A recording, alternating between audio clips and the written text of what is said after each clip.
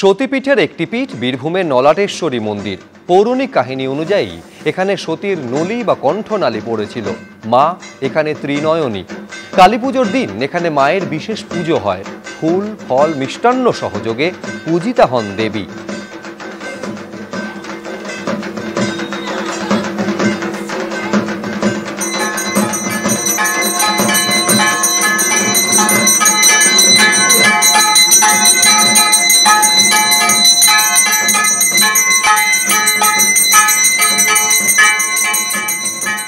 নৈহাটির বড়কালী সমিতি ট্রাস্টের কালী পুজো বড়মার পুজো বলে পরিচিত। এই মুহূর্তে বড়মাকে অলংকারে সাজানো হচ্ছে। আসুন দেখি সেই ছবি।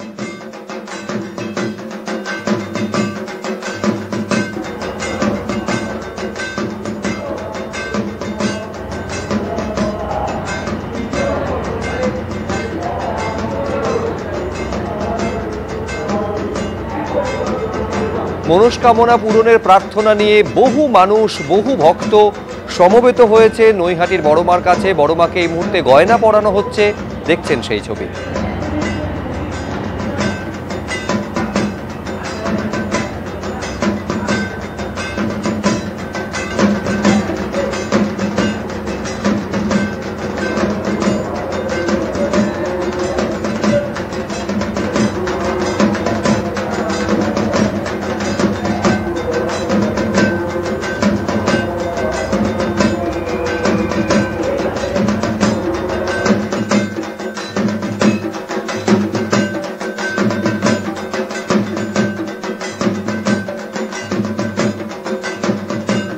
সতীপীঠ থেকে সিদ্ধপীঠ, দিকে দিকে মায়ের আরাধনায় ভক্তদের ভিড়। এই মুহূর্তে আপনাদের সরাসরি নিয়ে যাব বীরভূমের কঙ্কালীতলায়। আমাদের প্রতিনিধি সন্দীপ সরকার সেখান থেকে রয়েছেন।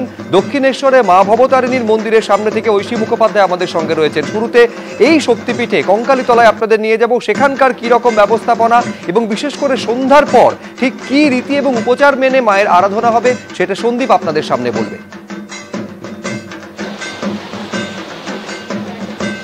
দেখো শুভ্রজিৎ, 51 পীঠের মধ্যে অন্যতম পীঠ হচ্ছে এই কঙ্কালীতলা। বীরভূমে বোলপুর থেকে কিছুটা দূরে এই কঙ্কালীতলার যে মন্দির, সেই মন্দিরের গর্ভগৃহে আমরা রয়েছি। 51 সতীপীঠের শেষ পীঠ এই কঙ্কালীতলা এবং কোপাই নদীর ধারে অবস্থিত। পুরাণ মতে আছে যে দেবীর কাকাল অর্থাৎ তার যে কোমরের অংশ সেটা পড়েছিল এখানে। তারপর থেকেই এই জায়গার নাম পরিচিত হয় কঙ্কালীতলা হিসেবে। এছাড়া আরেকটা জিনিস বলার, এই মন্দিরে কিন্তু এখানে দেবী দেবগর্ভা হিসেবে পূজিত হন, অর্থাৎ এখানে কোনো মাতৃ বিগ্রহ নেই, কোনো প্রতিমা নেই।